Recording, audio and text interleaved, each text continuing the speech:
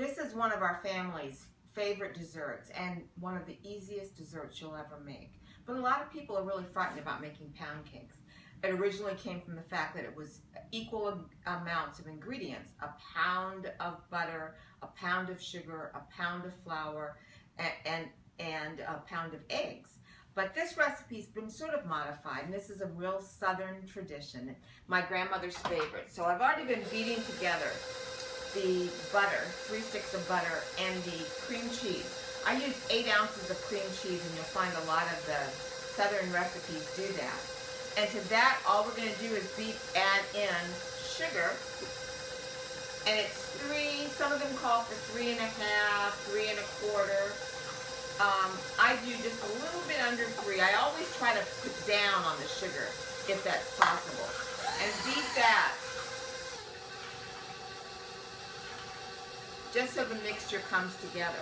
And then right after that, we're going to add, I'm going to add salt, teaspoon of salt, and I use almond extract. I found that my grandmother used almond extract in just about everything.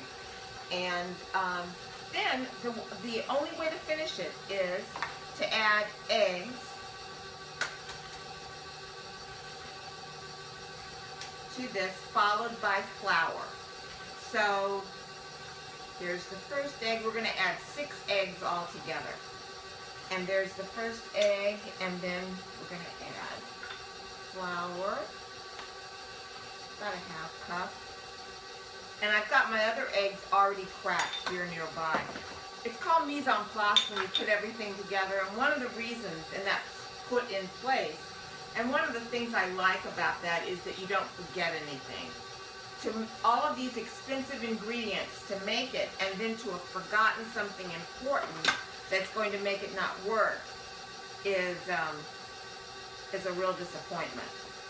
But, you know, don't worry when you make mistakes. As I always say, mistakes are the way you become a great cook. And that's what my grandmother always taught me at the same time. So we're adding the flour, followed by the egg.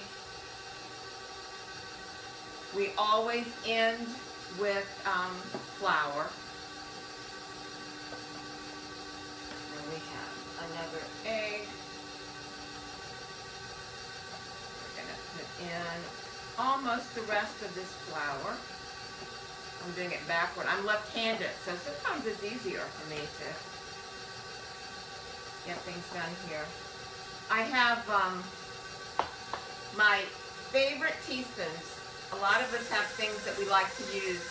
These are the ones that my son and I used to bake with when he was a little boy, and I use this for everything. These are my trademark holiday baking and any time of the year.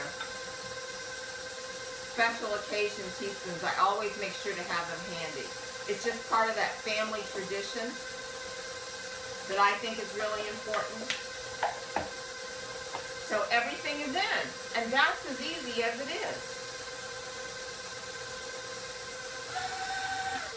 And with flour, once you add flour, you just want to make sure you do it until the mixture comes together.